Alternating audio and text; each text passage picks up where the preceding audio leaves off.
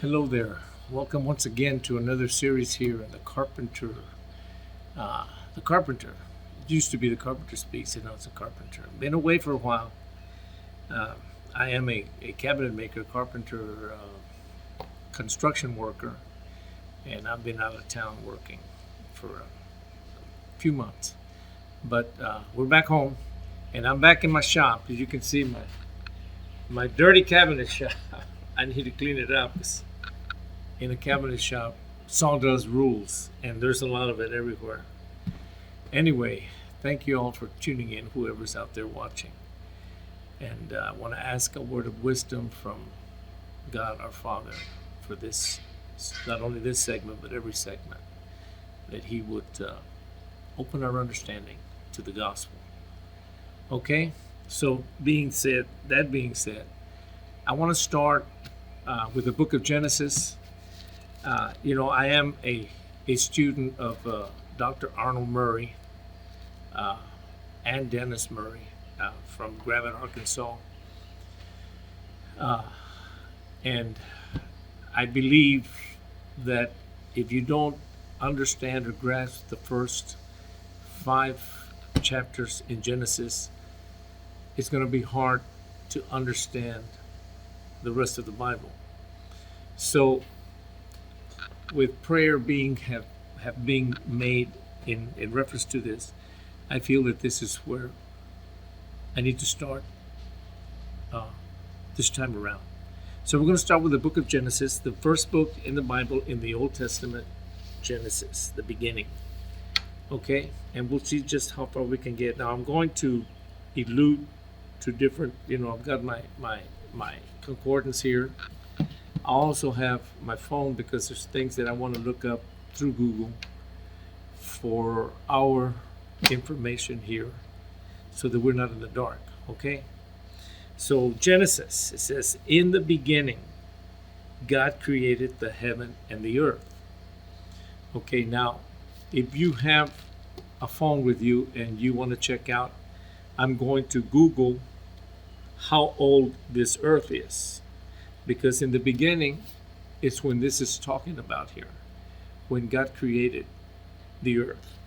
And if you check in there, how old is the earth? It comes out, I don't know if you can see this, but it says that the earth is 4.543 billion years old, give or take about 50 million. But we're about 4.5 billion years old is how old the earth is. And I firmly believe that in the beginning, when God created the heaven and the earth, this is the time it is talking about here. Now, a lot of Christianity would claim that in the beginning was about 13,000 years ago, when the Lord came back. But in the beginning, 4.5 billion years ago, God created the earth and the heavens. Okay? And I'm going to allude to what I'm going to say here. In the beginning, God made the earth to be inhabited, and He made a bunch of souls for His pleasure. And there's no gender involved here. A soul, it could be him or he or she. But nevertheless, God made these people, and the earth was inhabited by souls at that time. And everything was running peachy keen until Lucifer, Satan, devil, serpent, whatever name you want to use, because he has a bunch of them, messed up. And God had to go to plan B, if you want to call it that. But He took everybody out of the earth and went to another place and basically let the earth here, let it alone, to no inhabitants, nothing. The atmosphere came down and it was covered with water, and don't know how long it was like that. It could have been 1,000,000 years that it was like that, because in eternity we don't have time as we do here on earth. Okay, so we don't know exactly how long that was, but it was a good amount of time that the Lord went to establish a a new way, if you want to call it a new plan. Anyway, in the beginning, God created the heaven and the earth. 4.5 billion years ago is when the Lord created the heaven and the earth. Okay? And the earth, it says here, was without form and void, and darkness was upon the face of the deep. That's in Genesis 1:2. Now, the earth, it says, and the earth was. If you check out the word was in the Hebrew, the word was is actually the word became. I don't know if you can see that. I've got it marked right there where the word was is actually the word became. So the earth was not created without form. It was very orderly created by God for his people, his souls that he had made. But when he went, left the earth, yes, during that time period that God was gone, planning the plan of today, is when this happened. The earth did become void. It became full of water, but it wasn't made that way. I just want to specify that because in Christianity, they don't believe that the earth is as old as it is. Most Christians claim that it's only 13,000 years old. And we have carbon data that'll let us know that that's not true. So you have to realize, you have to be in the truth here. You can't be in what people call the truth. It's what the Word calls the truth. Okay, so the earth was without form and void, and darkness was upon the face of the deep. And in reality, it should read, and the earth became without form and void, and darkness was upon the face of the deep. The Spirit of God, capital letters, moved upon the face of the waters, and God said, let there be light, and there was light. Now, God comes to the earth, day one. He is the light. God is the light of the world. And he brought light with him. Okay? He says, let there be light. And there was light. As he showed up, this was God, because God hasn't created the sun and the moon yet. Okay? So I want to specify this here. God said, let there be light, and there was light. That was in Genesis 1:3. And God saw the light that it was good, and God divided the light from the darkness. And God called the light day, and the darkness he called night. And the evening and the morning were the first day. Day one, God comes to the earth and brings light, because he is the light of the world. Okay. Now go to verse 6. And God said, let there be a firmament in the midst of the waters, and let it divide the waters from the waters. And God made the firmament and divided the waters which were under the firmament from the waters which were above the firmament, and it was so. And God called the firmament heaven, and the evening and the morning were the second day. Day two, God divides the waters. The earth is totally covered in water. He divides the waters, and a lot of it evaporates up because he is the light now. He has brought what is needed to evaporate the waters. Before that, it's cold. There's no way for water to evaporate. When it's freezing cold, water doesn't evaporate. It stays in its water form.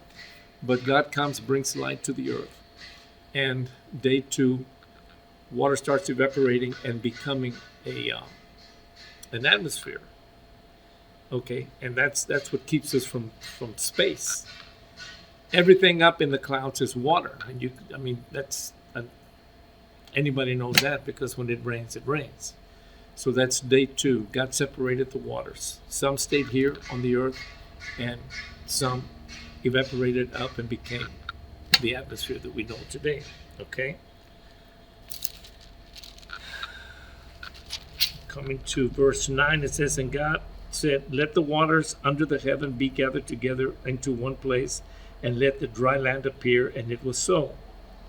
And God called the dry land earth, and he gathered, and the gathering together of the waters called he seas, and God saw that it was good. Okay, we are on day 3 now. And God said, let the earth bring forth grass and herb yielding seed, and the fruit tree yielding fruit after his kind, whose seed is in itself upon the earth, and it was so. So God, day 3, it says, going on verse 12, it says, and the earth brought forth grass and herb yielding seed after his kind, and the tree yielding fruit, whose seed was in itself after his kind, and God saw that it was good. And the evening and the morning were the third day. So day 1, God shows up, he has light. Day 2 separates the waters. Day 3 brings in the dry land and grass and trees. Okay, now we need to bear in mind that with God, a day with the Lord, or a day of God, or a day of the Lord, in our time, 24-hour days, is 1,000 years, and I can show you that, or we'll go to it eventually in the book of 2 Peter, where it says a day with the Lord is 1,000 years with us here on earth. So this, God shows up. Day 1, 1,000 years. Day 2, 1,000 years. Day 3, 1,000 years.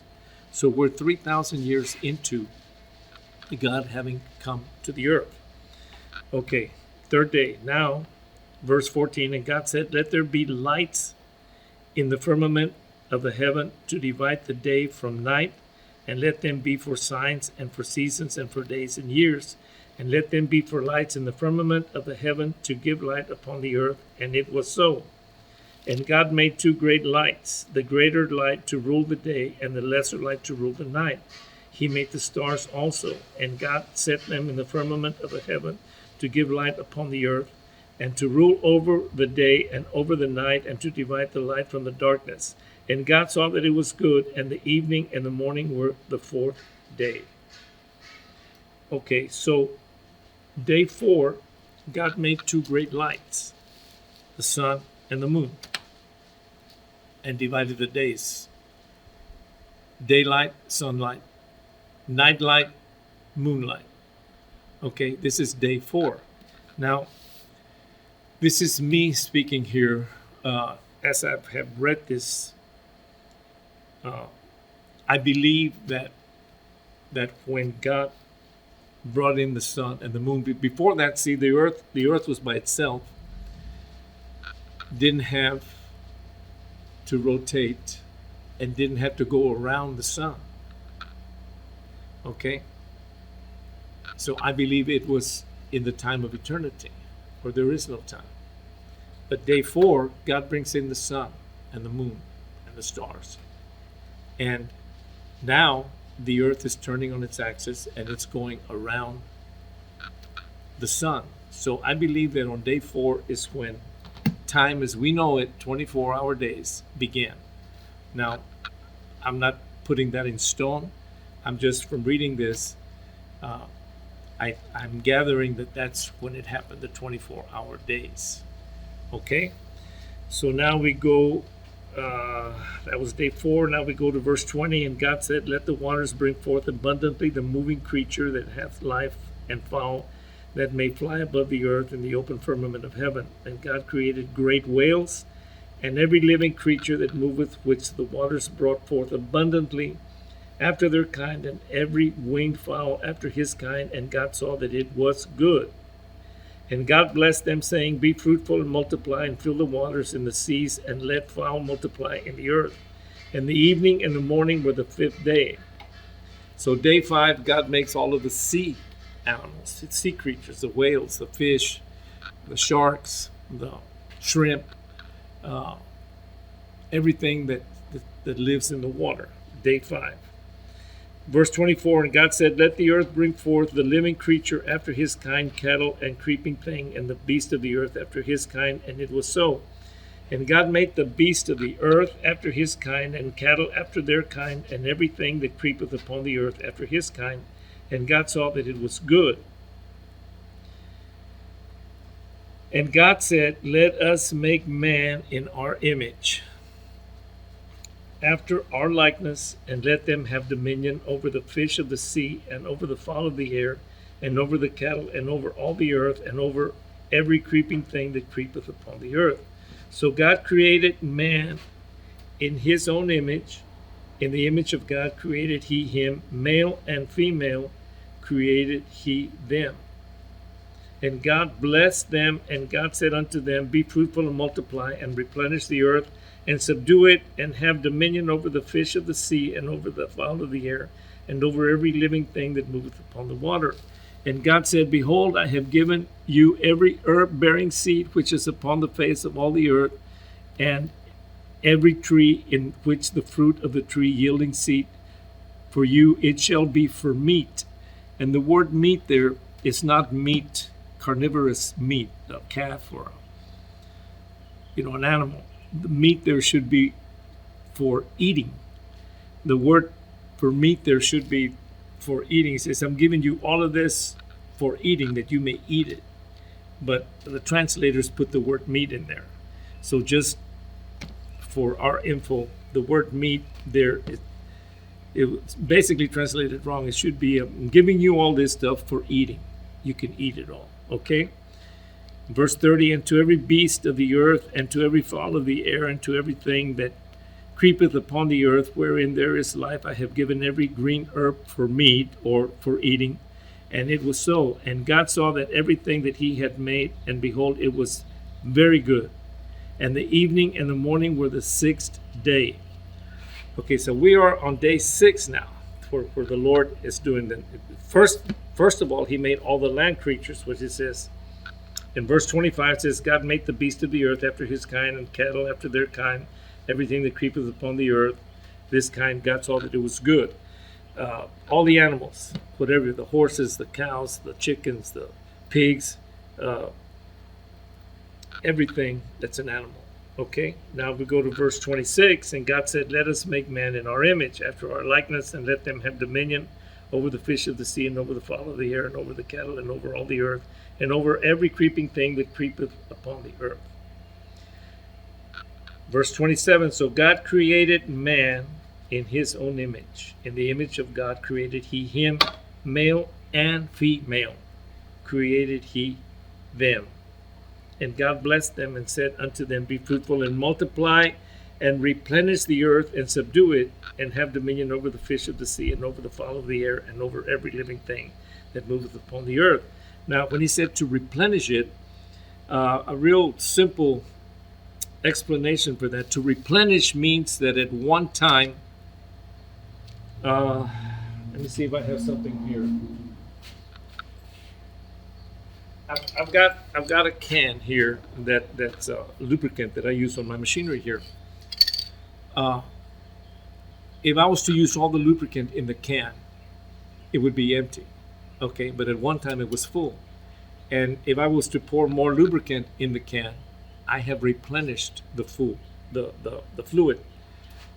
So what it's saying here about the earth is that at one time it did have people here living on the earth. We were not in flesh bodies, we were in spirit bodies, but nevertheless we were here. So he says, verse 28, and God blessed them, and God said unto them, be fruitful and multiply, and replenish the earth, and subdue it.